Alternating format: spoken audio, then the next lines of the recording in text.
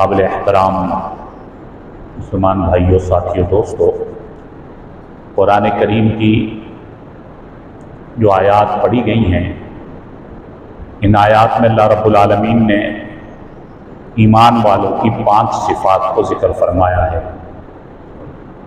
آسان لفظوں میں یوں سمجھ لیں کہ ان آیات میں اللہ تعالیٰ نے ایمان والوں کا تعارف پیش فرمایا ہے۔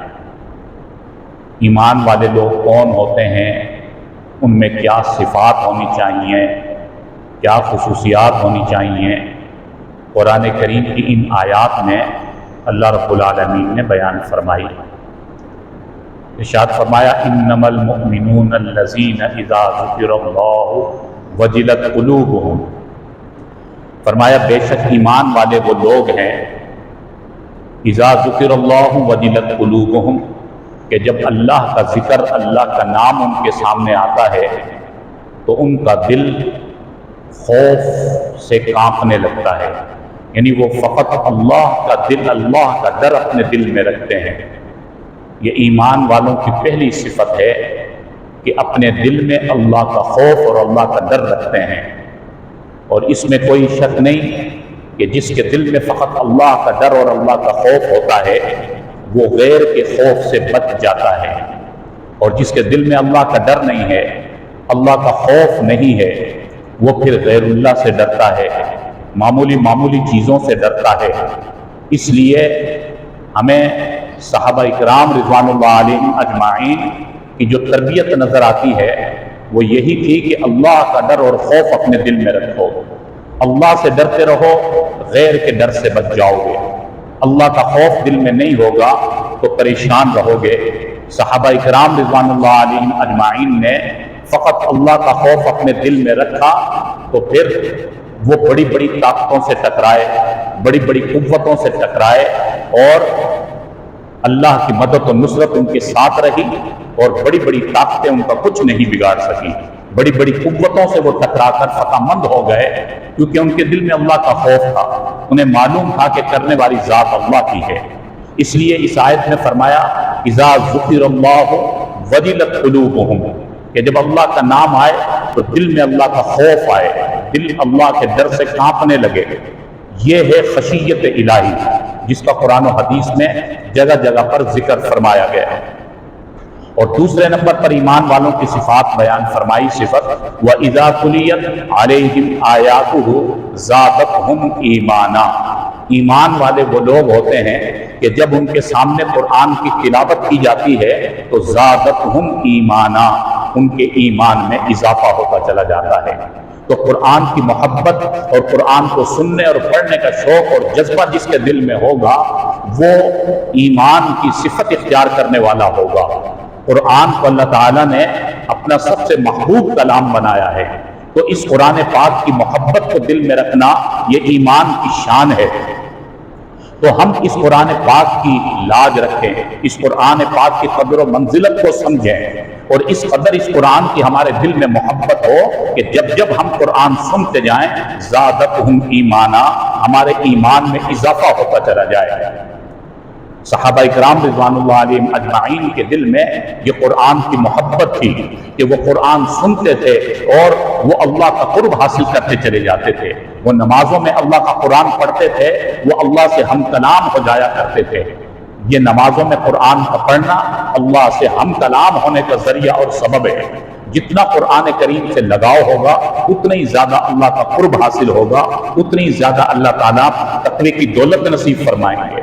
ایک تو قرآن کی تلاوت کا شوق ہونا چاہیے، حسب توفیق ہر مسلمان روزانہ قرآن کریم کی تلاوت کرے۔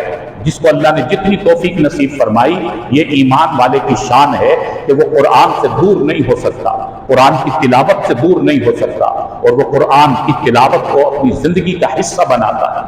تو ہمیں روزانہ قرآن کریم کی تلاوت کرنی چاہیے، قرآن پڑھا جا رہا ہو تو ادب اور احترام کے ساتھ سننا چاہیے۔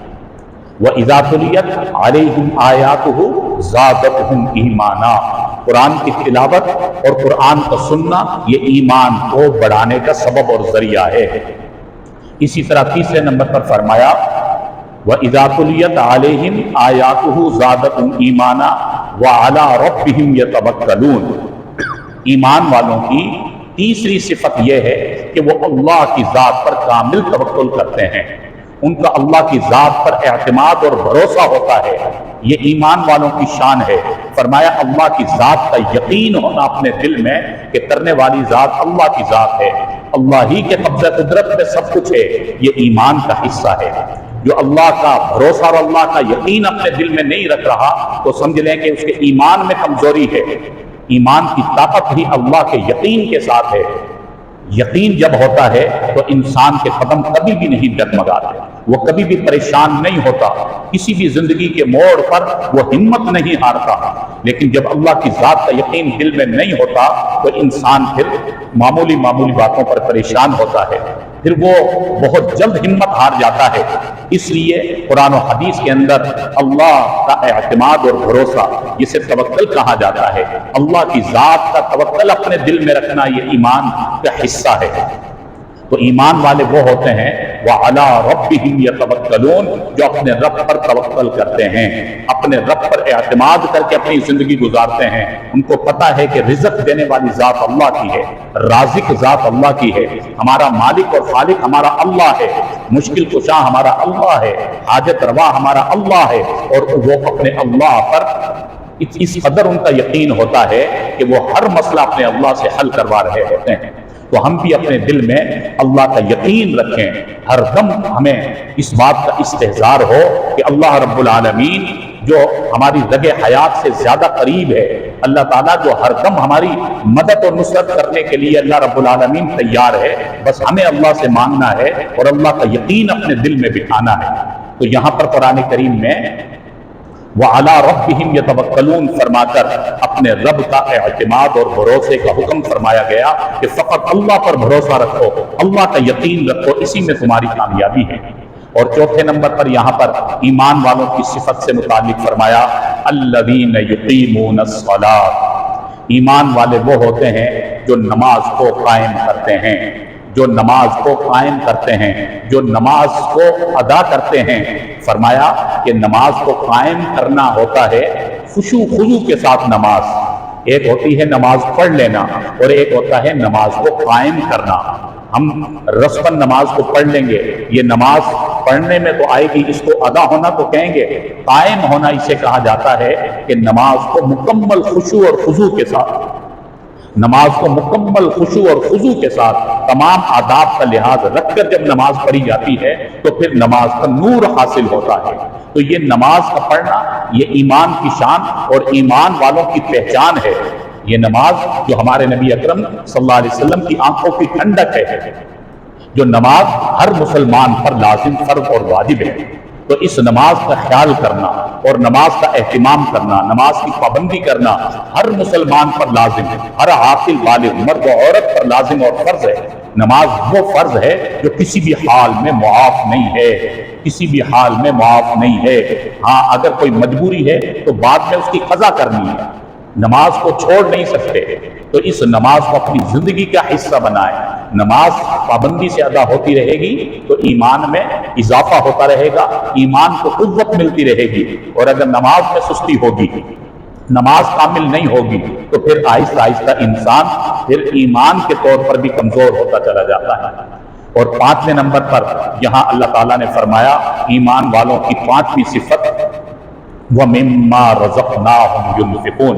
फरमाया ईमान वाले लोग वो होते हैं जो अल्लाह के दिए हुए माल में से खर्च करते हैं, अल्लाह के दिए हुए माल में से सखावत करते हैं, अल्लाह के दिए हुए माल में से अल्लाह के रास्ते में ही खर्च करते हैं। अल्लाह के रास्ते में खर्च करने वाले लोग अल्लाह को बड़े महबूब हैं और वो ईमान रखने वाले लोग हैं। ये ईमान वालों की पांचवी सिफत इन आयात में बयान फरमाई गई। तो ये माल जो अल्लाह का दिया हुआ है, अल्लाह ही की अमानत है। और अल्लाह रब्बुल आलमीन ने हुक्म फरमाया तुम ये माल में से कुछ हिस्सा मेरे रास्ते में कुर्बान कर दो, मैं ये माल तुम्हारा रखूंगा नहीं, दुनिया के अंदर ही कई गुना बढ़ाकर तुम्हें अता करूंगा। फरमाया मन ज़ल्लज़ी युक़रिज़ुल्लाह क़र्ज़न हसना फ़युज़ाइफ़हु लहू अज़आफ़न कसीरा। फरमाया जो अल्लाह के रास्ते में खर्च करेगा, यहाँ फरमाया जो अल्लाह को कर्ज देगा, कर्ज देने का मतलब अल्लाह के रास्ते में खर्च करना।